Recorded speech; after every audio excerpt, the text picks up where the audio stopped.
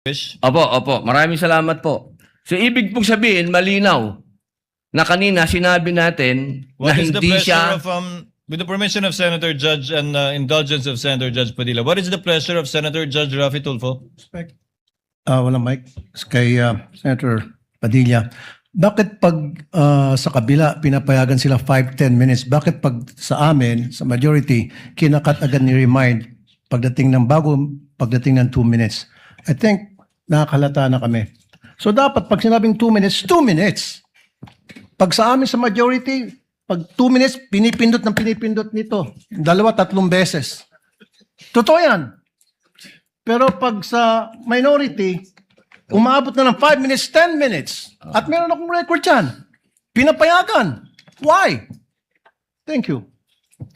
The comments of Senator Judge Rafi Tulfo is recognized. However, the chair would like to point out that in the impeachment court, there is no majority nor minority. We are all senator judges. And Senator Lacson earlier requested also an additional time to finish his point, which the chair allowed. That's why the chair reminded Senator Judge Padilla to wind up because his time already lapsed. Kaya nga, Mr. Presiding Officer, I'm sorry, I do have a lot of respect in you. Yung sa akin lang, kahit na sino senador, kapag dating na ng 2 minutes, pinipindutan ng bell eh. Ako ilang beses na ako nang pindutan ng bell. Nakakairita eh. Samantalang yung iba, hindi pinipindutan ng bell, umabot pa ng 5 minutes. I'm not referring to anybody here now. Yun lang yun eh. Kaya nga kumisas, binubulungan ko na nandiyan eh. Oy, pindutin mo na yung bell. Para naman makapagsalita yung iba. Yun lang po. Wala na akong tinutukoy dito. Dapat maging fair tayo yung sa nagpipindot ng bell. Pag sinabing 2 minutes regardless kahit na sinong senador yan. Thank you.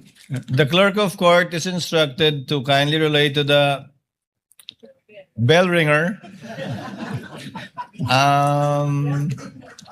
to kindly be consistent in doing the polite reminder to the senator judges with respect to the time allotted. Sir Presiding Senator Officer. Judge Yes. Cayetano Alan. No, I take the comments of Senator Tulfo in order. I respect your opinion, but just to put on record, as you said, Senator Lacson a while ago asked for more time, binigay. Walang bell yon. Yesterday, 2 bell sa akin. 2 o 3? Dalawa lang ang bilang ko. 2 lang bilang mo. And maybe the solution is that after the first, isang bell na lang, pero kasi from the start of the impeachment trial, we asked the presiding officer at sabi mo nga, liberality, because then if we can't ask questions, baka magkaroon ng motion or mas lalong tatagal. Maybe you've been doing it naman, but yun nga, yung just ask to wrap up. But konting, we all want to get back to work. There's so much that we want to do. At least, wala ngang majority-minority, but at least wala ngang threat ng kaso sa majority. Eh. Kami magsalita dito, parang may sword sa aming nakatutok. So, konting pagbibigay din sa amin ng konting liberality din sa pagtatanong. Yes. But in accordance with the rules, tama naman po yung sinabi ni Senator Tulfo.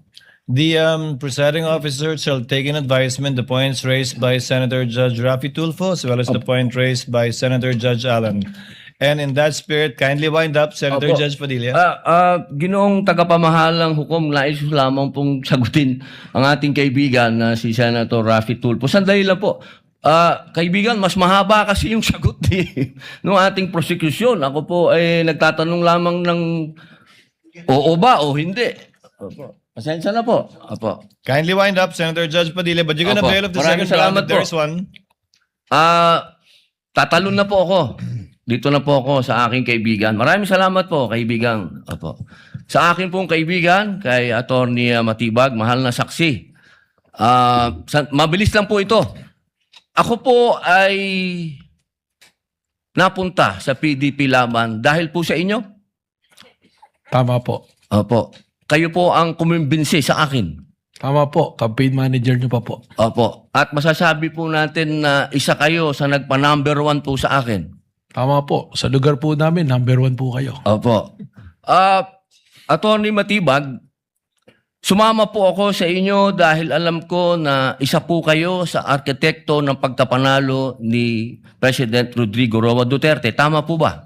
Hindi po. Sapagkat noong 2016, ako po ay ang campaign manager ng Region 4A ni Secretary Mar Rojas po. Ayun. So hindi po kayo connected nung panahon na yon kay Pangulong Rodrigo Roa Duterte? Hindi po. Opo. Kung kayo po ay nagtatrabaho sa mga iba't ibang politiko, kayo po ba ay matatawag na political analyst o political ano pang tawag po doon? Yung mga nagsasagawa, nagpapatakbo ng politika ng bawat politiko? Well, maaari pong matawag na tayo ay tumutulong sa ating pinaniniwalaan na kung sino po ang dapat manungkulan sa ating bayan. Opo. Ibig po sabihin, pwede po kayong gumawa ng isang kandidato at manalo. Makatulong lang po. Sapagkat ang paniwala ko po, hindi naman po isang tao, lalo na ako, ang magpapanalo ng isang kandidato. Opo. So ngayon po, masasabi po natin na pwede po kayong magtrabaho bilang isang political operator? Ano po bang konteksto ng political operator? Ang ibig ko po sabihin, ako po ay nasasama sa isang political party noon, so tumutulong po tayong maipanalo ang isang kandidato ng political party. Opo. Maipanalo lang po. O ano po ba ang trabaho ng political operator sa Pilipinas? Pwedeng gumawa? Pwede din sumira?